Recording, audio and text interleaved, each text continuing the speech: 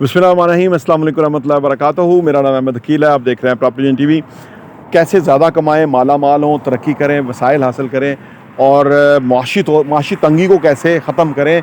पाकिस्तान में 80% मसाइल पैसा है। पाकिस्तान में पैसा कमाना लोगों ने मुश्किल बनाया हुआ है।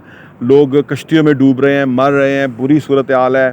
लोग अपने ऊपर काम नहीं करते, स्किल्स नहीं सीखते, एक्सपोजर नहीं लेते, बड़ी सोच नहीं सोचते, पॉजिटिव नहीं बनते, उसके लिए कोशिश नहीं करते। दनास्ता तौर पे बुरी सोसाइटी, बुरी महफिल में बैठे रहते हैं और फिर बड़े मसाइल हैं जिसकी वजह से ये हमें दिन देखने पड़ रहे हैं। लेकिन हमने ये बड़ा ख़ास सिलसिला शुरू किया है इस हवाले से कि जिसके अंदर हम आपके सामने बात कर रहे हैं कि पैसा कैसे कमाना है, क्या बुनियादी फ़िलासफ़ीज़ हैं, क्या बुनियादी टेक्निक्स हैं, क्या बुनियादी फंडामेंटल्स हैं जो कि जिनको आप अपने मद्देनज़र रखना है तो आप बहुत पैसा कमाएंगे। आज की किस्त में क्या डिस्कस करने जा रहे हैं आपसे, आइए बात करते हैं।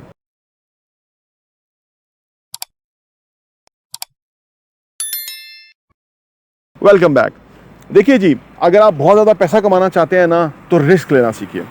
देखिए, अल्लाह ने ना रिस्क लेने के अंदर ना एक बहुत बड़ी क़ुव्वत रखी है या बहुत बड़ी ना एक बेनिफिट है, फ़ायदा है, ठीक है ना। जो लोग जॉब करने वाले हैं ना वो कहते हैं कि जॉब में, हमारा दीन भी कहता है कि एक हिस्सा जॉब में है और 9 हिस्से जो हैं वो कारोबार में हैं, रिस्क टेकिंग में। कारोबार रिस्क ही है ना कि आपको जॉब में होता है कि मुझे महीने के बाद इतने पैसे मिल जाएंगे और आपका घर चल जाता है सिलसिला, आपको टेंशन नहीं है। कारोबार में आप सुबह से शाम तक कोशिश करते हैं, आपको कुछ भी क्लियर नहीं होता कि आपको क्या बचेगा, आएगा कि नहीं आएगा। लेकिन क्योंकि आप कंसिस्टेंटली काम करते हैं, आप एक मकसद के तहत काम करते हैं, शुरू में आपको दुश्वारी होती है, शुरू में फेलियर होते हैं, मसाइल आते हैं, लेकिन बाद में आप इस्टेब्लिश हो जाते हैं, आपकी ढारस बन जाती है, आपके पास सरमाया आ जाता है। आपको पता होता है कि भाई मेरे पास तो 10 साल गुजारने का ख़र्चा आ गया, 10 साल की तनख्वाही मेरे पास आ गई है, मुझे प्रॉब्लम नहीं है।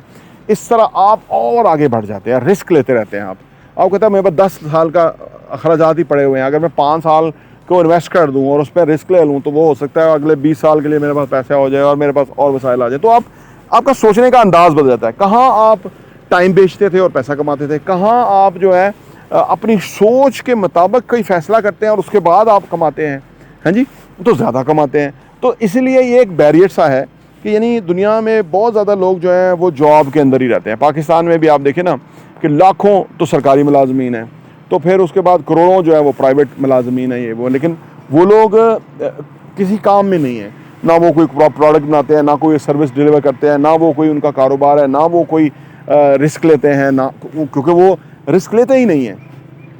तो पैसा दरअसल रिस्क लेने में है, लेकिन रिस्क के अंदर भी क्या चेक करना चाहिए रिस्क लेते हुए ना। अंधा रिस्क तो लेना नहीं है ना, जैसे लोगों ने लिया 22 लाख रुपया, 25 लाख रुपया एजेंट्सों को दिया और कश्ती में बैठ गए और वो मर गए बेचारे, शहीद हो गए या क्या हो गया, ये रिस्क लिया उन्होंने। लेकिन ये अंधा रिस्क था, ये रिस्क तो कभी नहीं लेना है। आप देखें, ज़्यादातर वो एजेंट हैं कि जो खुद जाते थे, बाहर जाने की कोशिश करते थे, फेल हो गए।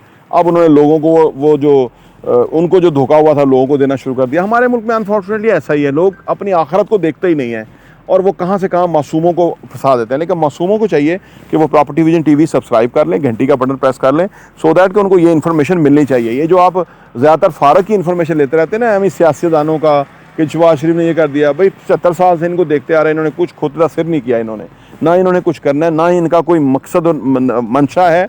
यानी आप उससे बार बार उसी से अगर आप तोक़ो करेंगे तो वो नहीं कुछ कर सकेगा। तो ये जो स्टेटस को के लोग हैं, इन्होंने तो कुछ नहीं करा, तो लिहाजा इनको आप सुने ही ना, इनको देखें ही ना। जिस दिन से ये जो मामला हुआ, जो ज़्यादती हो रही है, उस दिन से मैंने टेलीविज़न बंद किया है। मैंने न्यूज़ बुलेटिन भी नहीं सुना, क्योंकि वो भी सब बकवास है, झूठ है, फ्रॉड है, छुपाया जा रहा है चीज़ों को, फैक्ट्स को छुपाया जा रहा है। तो आप भी ऐसे ही कीजिए। मैं पूरा टाइम जो है वो अपने काम पे देता हूँ, मैं पूरा टाइम जो है वो पढ़ने में लगाता हूँ। उस दौरान मैंने कितनी किताबें पढ़ ली हैं, पढ़ने का मेरी स्पीड तेज़ हो गई है। अच्छा, तो आपने रिस्क लेना है तो अंधा नहीं रिस्क लेना। दोनों पाँव पानी में डाक के ना चेक नहीं करना, जंप मार के नहीं चेक करना कि पानी कितना लंबा है, गहरा है, क्योंकि पानी आप मर जाएंगे, डूब जाएंगे। लिहाजा एक किसी चीज़ को हाथ रखना है और एक पाँव नीचे लगाना है पानी में, तो फिर चेक करना है कि यार पानी का लेवल क्या है। अगर पाँव कहीं ज़मीन पे आ ही नहीं रहा और अगर वो कच्ची ज़मीन पे आ रहा है, या आपको पता है, तो फिर आपने आगे नहीं जाना। आपको पता है कि यहाँ पे इंतज़ाम करना होगा। कोई अपने आप को बांध के आप जाएंगे तो कम से कम वापस खींच लेंगे अपने आप। कुछ भी रिस्क भी इसी तरह से। देखिए, जो लोग रिस्क लेते हैं ना, वो क्यों रिस्क लेते हैं? वो इसलिए रिस्क लेते हैं ना कि क्योंकि वो उस काम में दिन रात कोशिश कर रहे हैं उन्हें पता है इतना लगाएंगे इतना बचाएंगे। रियल एस्टेट आप देख लें, बहुत बड़ा रिस्क है, लोगों को नुकसान भी हो जाता है, लेकिन ऐसे लोग भी जो डबल कर लेते हैं पैसे को, 1 साल में डबल कर लेते हैं, 2 सालों में डबल कर लेते हैं। वो चीज़ों को एवेल्यूएट करते रहते हैं, जानते रहते हैं, उन्हें पता है कि किधर ज़मीन नरम है, किधर ज़मीन सही है, किधर पैसा लगाना डूबेगा, किधर पैसा जो है वो मल्टीप्लाई होगा। तो वो ये सारा खेल ही है, और हम अपने चैनल पे बताते हैं अदर वीडियोस के अंदर। तो आपको रिस्क लेना ज़रूरी है अगर आप तरक्की करना चाहते हैं, लेकिन अंधा रिस्क कभी नहीं लेना, कैलकुलेटेड रिस्क लेना है, ये है। अच्छा, अब रिस्क लेना तो एक बात होगी, वीडियो लंबी ना हो जाए, लेकिन मैं इसको मुख्तसर करता हूँ। रिस्क लेना एक चीज़ है, रिस्क के बाद या कुछ भी करने के बाद ना फेलियर आता है। असल में हमारे यहाँ क्योंकि बचपन से ही हमें नाकामी तो ऐसे है कि जैसे हमने कोई कलंक का टीका लग गया हमारे ऊपर को, जी आप नाकाम हो गए। मैंने पिछले दिनों एक बोर कराया, वो मशीन वाला, उसमें मेरे को 4-1 लाख का नुकसान हो गया। तो वो दो चार बंदे आए, उन्होंने कहा यार आपका बड़ा नुकसान हो, आपने सोचा ही नहीं, आपने देखा ही नहीं। मैंने उसको कहा अल्लाह ताला ने इतने प्रॉफिट दिए हैं, ये नुकसान दिया है तो शुक्र अल्हम्दुलिल्लाह कि ये मेरे लिए फिजिबल नहीं था। यानी नुकसान मुझे एम्बैरस हुई, जिस तरह लोगों ने मुझे 2-4 दफ़ा कहा जैसे मेरी इंसल्ट कर रहे हो कि आप नाकाम हो गए हो। नाकामी एक लेसन है, नाकामी सबसे बड़ा उस्ताद है, नाकामी असल में कामयाबी है। ये मैं आपको, बहुत गहरी बात है ये, बहुत मुझे अभी मैं कहीं पढ़ रहा था, मुझे बड़ी कमाल बात है। देखें कुछ चीज़ें होती हैं जहां आप नाकाम हो जाते हैं तो लेकिन आप कामयाब हो जाते हैं। अब बज़ाहिर जो हज़रत इमाम हुसैन की जंग हुई यजीद के साथ, तो हज़रत इमाम हुसैन नाकाम हो गए, उनका खानवादा को शहीद कर दिया गया, है जी, नेज़े के ऊपर सर चढ़ा दिया गया, बज़ाहिर नाकाम हो गए। लेकिन नाकाम कौन हुआ? यजीद हुआ। आज भी यजीद का नाम लेवा कोई नहीं है। कुछ जगहों पे ना नाकामी ऐसी होती है, ये तो मैं बहुत ही बड़ी मिसाल में चला गया, लेकिन आप कारोबार की आम सी मिसाल ले लीजिए।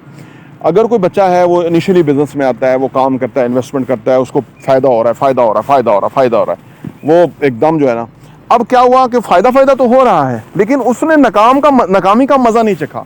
जब नाकामी आएगी तो वो प्रेशर में आ जाएगा, वो सूरत हाल ख़राब को फेस ही नहीं किया, ज़िंदगी में कभी देखे ही नहीं बुरे हालात, तो लिहाजा ये जो बुरे हालात हमने देखे होते हैं, ये हमारे लिए बहुत बड़े लर्निंग लेसन होते हैं ज़िंदगी में, ठीक है ना। जब जितने बुरे हालात हमने देखे होते हैं, अच्छे हालात आते हैं, पहली बात कि हम शुक्रगुजार होते हैं कि मौला तेरा शुक्र है कि अच्छे हालात है। दूसरी बात कि हम फिर छांट फटक के बड़ा ध्यान से फैसले करते हैं, ठीक है ना। वो फ़ायदा हो गया ना, यानी उस्ताद हो गया वो। और अगर किसी को शुरू में नाकामी आ गई और वो उसको संभाल गया और फिर आगे चला गया, तो बाद में कामयाबी होगी तो वो हमेशा कामयाब रहेगा। लेकिन शुरू में अगर किसी को कामयाबी ही मिली थी, नाकामी मिली नहीं थी, नाकामी आई कि वो मुंह के बल गिरेगा, क्योंकि नाकामी का सामना नहीं किया था।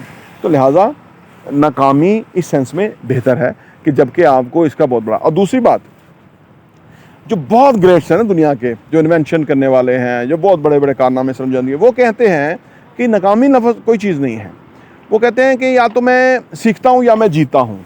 वो कहते हैं कि जब हम नाकाम होते हैं तो वो हमें सिर्फ ये पता लगता है कि इस तरह से ये काम नहीं होगा, इसके लिए कोई नई तदबीर, नया तरीका अख्तियार करना होगा, तो नाकामी ये है।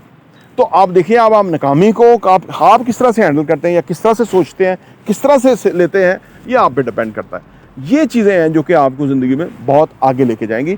आम लोग जो है वो क्योंकि सतही तौर पे चीज़ों को देखते रहते हैं, इसीलिए कहते हैं किताबें पढ़ना बहुत इंपॉर्टेंट होता है कि उसमें लाइफ लेसन्स है दुनिया के। अभी मैं जो हज़रत उस्मान गनी रज़ी अल्लाह तआला अन्हु का जो वाक़या है कि आपको जिस तरह शहीद किया गया, यानी आपकी खिदमत इस्लाम के लिए इतनी ज़्यादा थी, लेकिन एक वक़्त आया कि आप वक्त हाकम थे, यानी वक्त के हाकम थे, लेकिन लोगों ने आपको घेर लिया आपके घर के अंदर ही, खाना पीना मसला हो गया और वहीं शहीद कर दिए गए।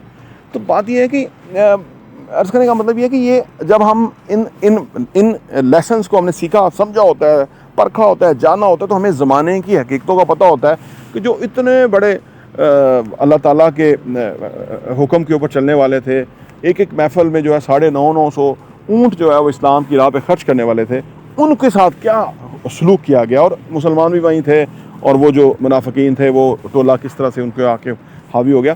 तो ये सारी चीज़ें हमें किताबों में एक्सपीरियंस मिलती हैं, लर्न करने के लिए हमारे लेसन्स होते हैं कि चीज़ें मुख्तलिफ हो जाती हैं वक्त के साथ साथ, लेकिन अगर हम प्रिपरेशन करें तो हम उससे बच जाते हैं। तो पहली बात कि आपको रिस्क लेना है, रिस्क टेकिंग जो है वो फ़ायदेमंद है, उसका बहुत बड़ा फ़ायदा आपको हो सकता है। दूसरी बात कि अगर खुदा न खास्ता फेलियर आए तो फेलियर का सामना करना सीखना है, क्योंकि फेलियर एक लेसन है। एक जिन लोगों की कश्तियाँ डूबी हैं उनके गाँव में कम से कम उनका फ़र्ज़ बनता है कि दूसरे लोगों को बताएं कि यार कभी आपने कश्ती पे इस वाला मामला नहीं करना, सो दैट के और किसी के साथ ये ना हो। तो जितना आप इसमें सीखेंगे, ज़िंदगी में जितना सीखते रहेंगे, उतना आप तरक्की करेंगे, उतना आगे बढ़ेंगे, उतना आप फाइनेंशियली बेहतर होंगे। और ज़िंदगी 100 मीटर की रेस नहीं है, ज़िंदगी मैराथन है।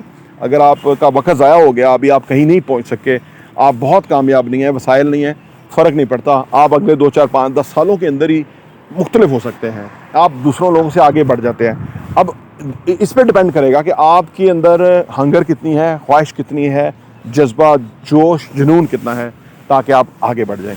प्रॉपर्टी टीवी देखने का बहुत बहुत शुक्रिया।